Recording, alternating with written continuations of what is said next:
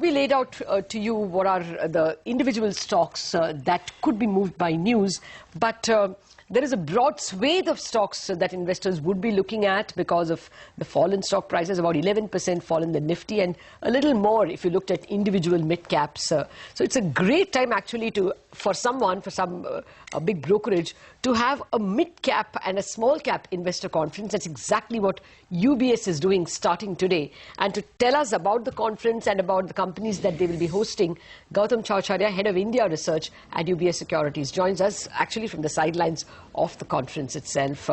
Morning, Gautam. Thank you very much for finding time for us when you should really be very busy hosting your guests. Well, first up, how's the mood looking like? Is it that there is increased interest in mid-caps or has the fall in shares in the share prices dried up some enthusiasm? Good morning. So we are seeing the levels of interest among investors very, very similar to same time last year. I do remember the same time last year was kind of a euphoric environment for India, where investors were just jumping in. And despite what has happened over the last 3 to 4 months in India, in terms of slowdown, etc., we're seeing investor interest remain very, very high. In fact, in terms of number of investors or in terms of number of overseas foreign investors, we're seeing the levels being very, very similar to last year.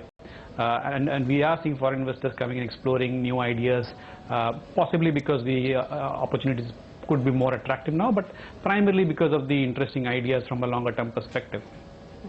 Gautam, hi, good morning. We'll come to your conference and the companies in a bit. But before that, you've once again scaled down your year-end Nifty target, and it now stands at about 8,600 versus, I remember it being 9,600 at the start of the year.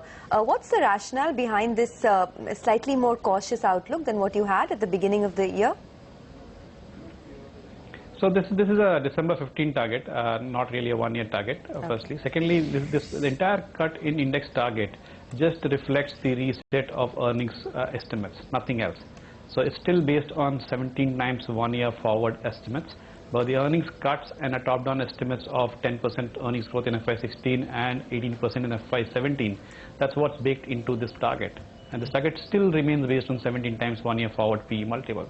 So basically, the entire thesis of growth expectations being reset, which has happened over the last 3 to 4 months, that's getting priced into the market and into our Nifty target.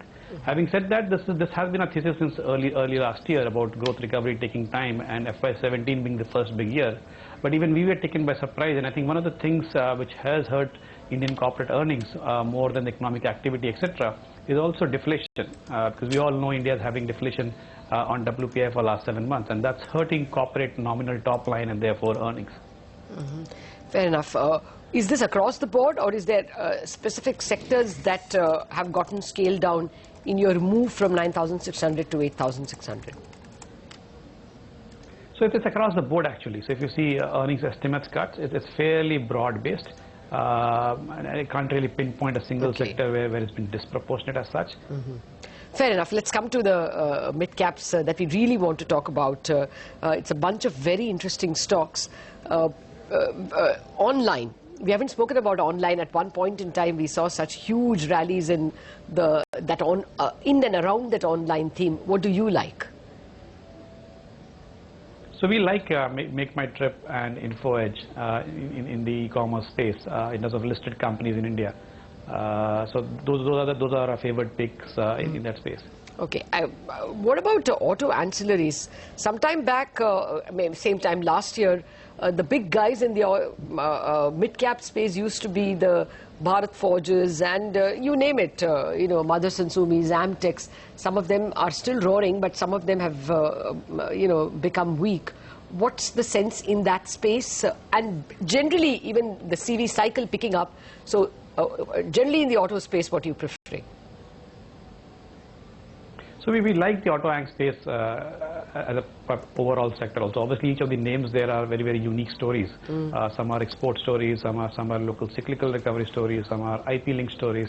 The overall space seems interesting to us. In fact, in our work, it kind of indicates that this could be a better way to play the automobile sector in India than just play the OEMs.